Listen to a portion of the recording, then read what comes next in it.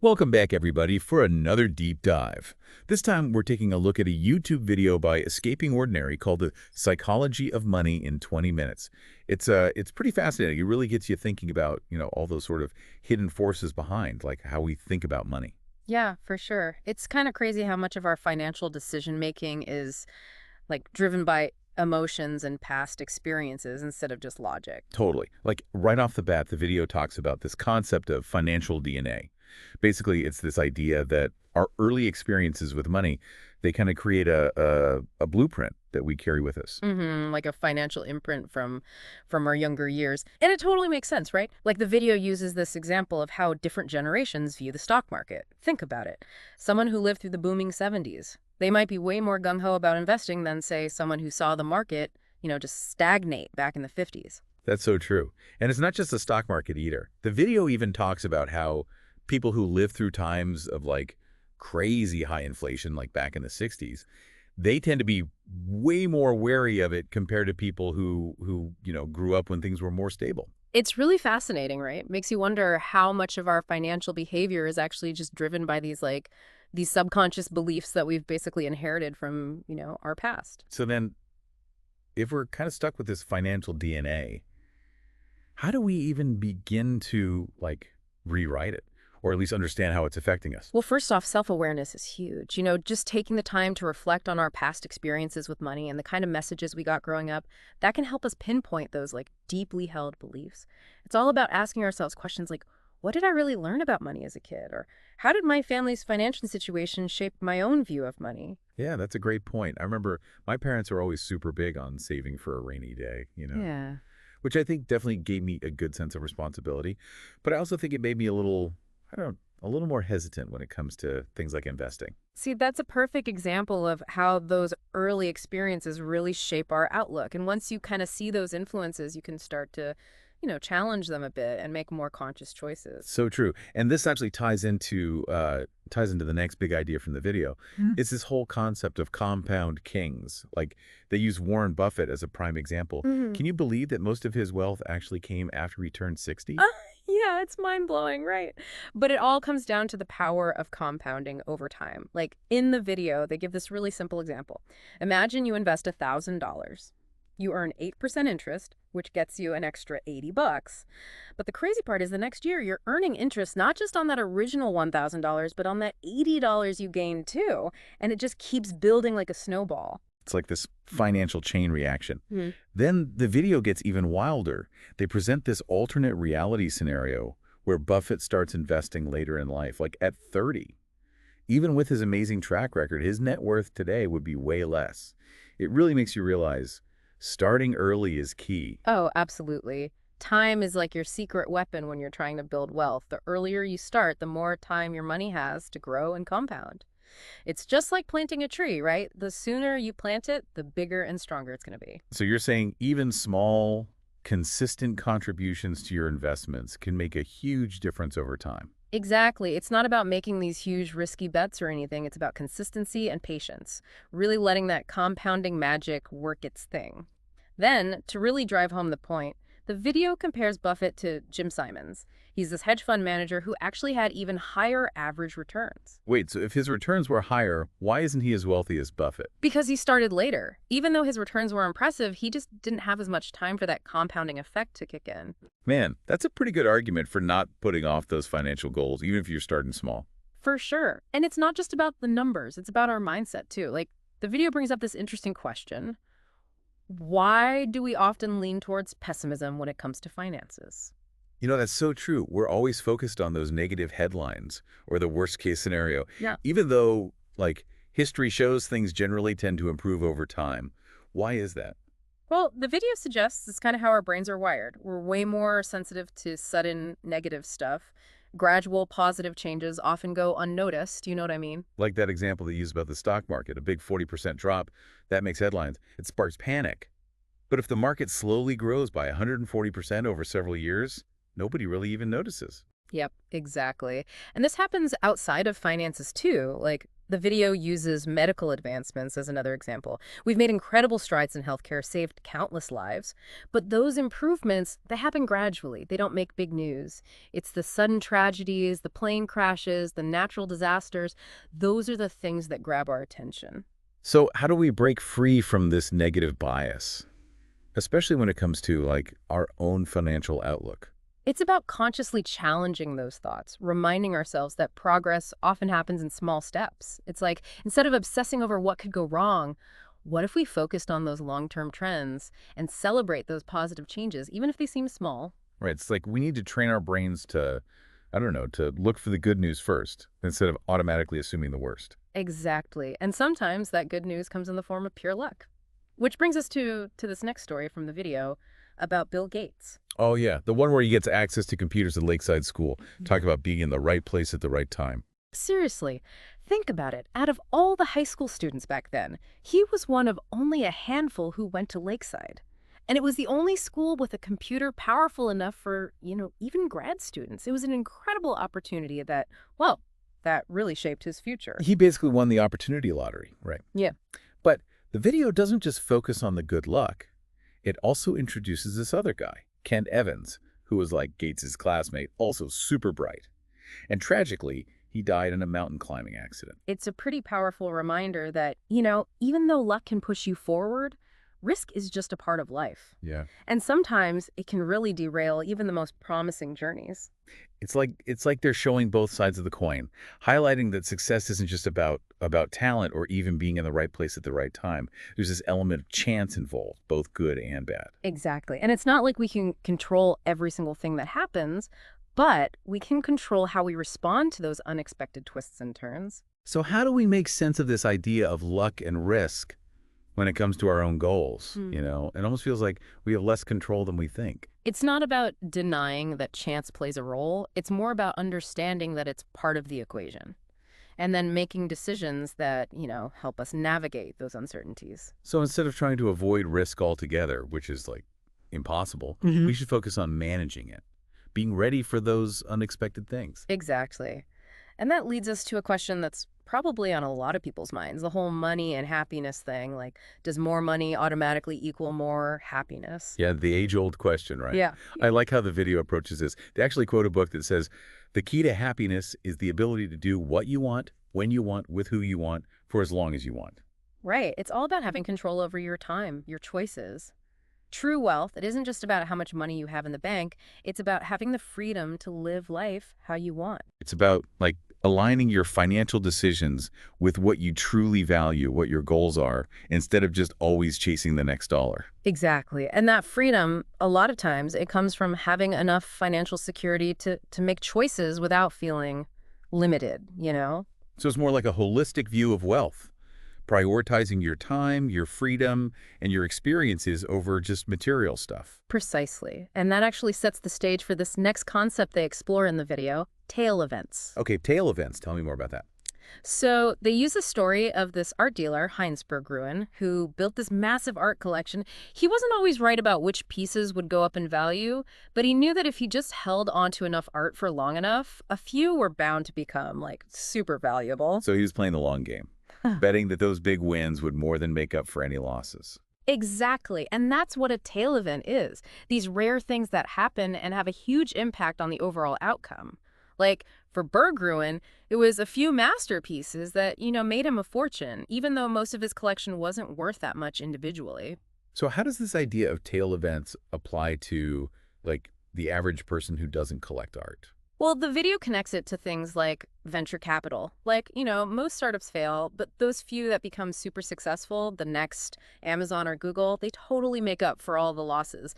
And even within those companies, tail events play a huge role. Oh, I get it. It's like they're making a bunch of bets, knowing that a few key wins are going to make all the difference. Right. They use Amazon as an example. Their insane growth wasn't because of every single product they launched. It was a few key things like Amazon Prime and Amazon Web Services that turned into these massive tail events. It's like realizing that a few choices or opportunities can really change your entire trajectory. Exactly. And it's about being open to those possibilities, even if they seem unlikely at first. Taking calculated risks, diversifying what you do, understanding that sometimes Just a couple of wins can change everything. So instead of trying to predict every single thing that might happen, it's more about being ready to grab those unexpected opportunities. Exactly. And the video makes this really important distinction between being rich and being wealthy. It's something I think a lot of people mix up. Okay, I'm all ears. What's the difference? Being rich, it's about what you see. The fancy cars, the big house, all the outward stuff. It's your income and what you own right now. But being wealthy, that's about what you don't see. The assets you've built, the investments you've made. It's about long-term financial security. So it's like the difference between showing off your money and building something that lasts. One is about appearances, the other one is about substance. Precisely. The video really stresses how important it is to focus on building wealth for the long term, not just trying to look rich in the moment.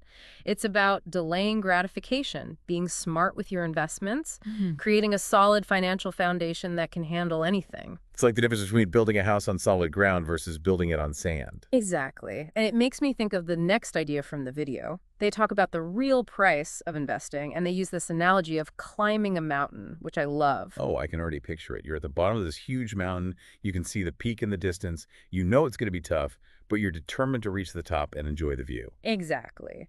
And you know there are going to be challenges, right? The weather might change, the path might get tricky, you might even trip and fall. But you accept those challenges as part of the climb. You don't expect there to be some magic elevator to take you to the top. You got to put in the effort to earn the reward. Yeah. But how does this connect to investing? Well, the video says a lot of people think about the stock market like they want something for nothing. They want those big returns, but they don't want to accept the volatility and the uncertainty that come with it. They want to get to the top of the mountain without actually climbing it. Exactly. And they use this awesome car analogy. You have three choices. You can buy a brand new car, which is expensive but comes with all the bells and whistles, right? You can buy a used car, which is cheaper but might have some issues. Or you can steal a car. Tempting, but super risky. Okay, I'm following. So the new car is like aiming for those big returns in the stock market. The used car is like safer investments with lower returns, and stealing the car is like trying to cheat the system and get those high returns without any risk. You got it. And just like most people wouldn't even think about stealing a car because the consequences are too big, we shouldn't try to steal from the market. Chasing those unrealistic returns without accepting that volatility and risk are part of the deal. It's like trying to cheat at a game, and cheaters never really win in the end. Yeah, they might get ahead for a bit, but it never lasts. The video says the real key to investing is accepting that volatility and uncertainty, those are like the admission fees to potential long-term gains. I like that. It's like changing how you think about those ups and downs. Instead of seeing them as something bad, they're just the price of admission to something potentially great. Exactly. And that brings us to the last big idea, and maybe the most important one from the video, this concept of enough. It introduces the whole idea of hedonic adaptation, or the hedonic treadmill. It basically means no matter how much we get, we always want more. It's like that saying, the grass is always greener on the other side. Yeah, right. Always chasing that next level, that next achievement, thinking that's what's going to make us happy. And to show how dangerous that can be, they use the stories of Bernie Madoff and Gupta. These were super wealthy people, but it was never enough. Their greed ended up leading them down a path of, well, destruction. It really makes you think, true wealth isn't just about getting more and more. It's about finding contentment and fulfillment in what you have. Right, and that's where the whole idea of enough comes in. The video challenges us to figure out what our own personal enough is, that level of wealth or income that gives you security and allows you to live a life you actually value. It's like stepping off that treadmill and finding happiness now, instead of always chasing something more in the future. It's about realizing that true wealth isn't just about money. It's about experiences, relationships, and a sense of purpose. And knowing when you have enough. Yeah, it's easy to get caught up in that, wanting more, more, more. Especially when you look around and it seems like everybody's always trying to outdo each other with bigger houses and fancier cars. It's true, right? Like we're constantly bombarded with these messages telling us we need to buy to be happy.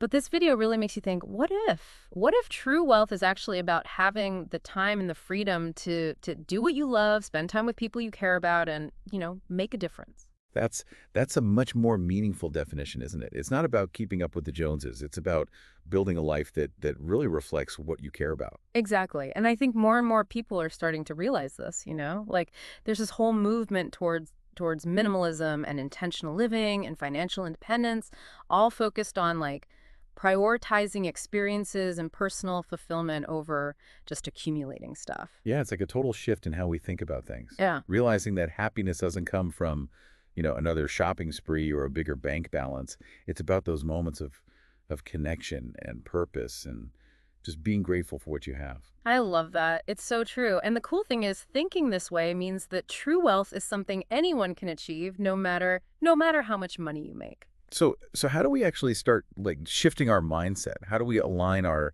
financial decisions with this more holistic idea of wealth? Well, the video doesn't lay out like a specific plan or anything, but it gives us some good tools to start with, like remembering the whole financial DNA thing. That's a big one.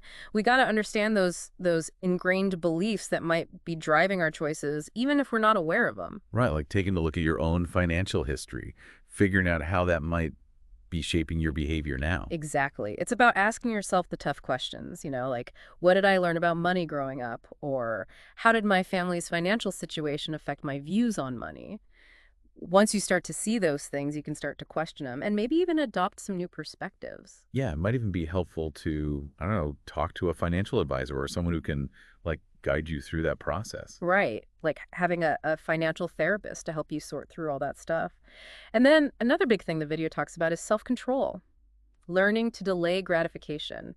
Those are like essential skills for building wealth over time. It's like that experiment with the marshmallows, right? The kids who could resist eating the marshmallow right away ended up with two later. Exactly. And it's the same with our money. If you resist the urge to spend everything you earn and instead you invest it, you're setting yourself up for a much better future. So you're basically making small sacrifices now for a much bigger payoff later. It's like taking care of your future self. And it doesn't have to be all about deprivation. It's about finding that joy in the process of saving and investing, seeing those contributions as like an act of self-care, a way to invest in your future happiness. That's a really cool way to think about it. Like you're giving yourself the gift of security and peace of mind. Totally. And the video also talks about how important it is to be okay with uncertainty, especially when you're investing. It's about realizing that those ups and downs, they're just part of the game. Like riding a roller coaster. You know there will be drops and turns, but you buckle up and enjoy the ride, knowing it'll all be over soon enough. I love that analogy. And just like with roller coasters, the excitement comes from not knowing exactly what's going to happen next. If it was all predictable, it wouldn't be as much fun. So instead of being scared of those ups and downs, we should see them as chances to learn and grow, even if they feel uncomfortable sometimes. Yeah. And it's also about remembering the big picture. If you're always focused on those tiny little changes, you're going to make decisions that could totally throw you off course. Like trying to steer a boat through a storm by just looking at the waves instead of focusing on the horizon. You need that broader view to stay on track. Absolutely. And it goes back to that idea of tail events we were talking about earlier. It's about realizing that a few big decisions or opportunities or even just random events can totally change things for you in the long run. Kind of like the butterfly effect, right? That one little thing can have a huge impact somewhere else. Exactly. And you want to be open to those possibilities, good or bad.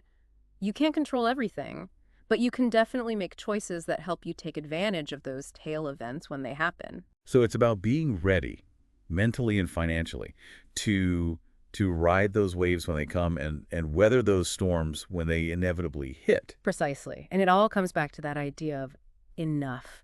Knowing what truly matters to you and making sure your money decisions reflect that. It's like finding that balance where you have enough to live comfortably and do the things you enjoy without being obsessed with always getting more. Exactly. Remembering that true wealth isn't just about your bank account, but about the experiences you have, the people in your life, and the impact you make on the world. It's about building a life that's meaningful and sustainable, both financially and emotionally. It's about understanding that true wealth, it's so much bigger than just money. It really is. And I think that's a great place to wrap up our deep dive into the psychology of money. Yeah, I think so too. This has been such a thought-provoking conversation.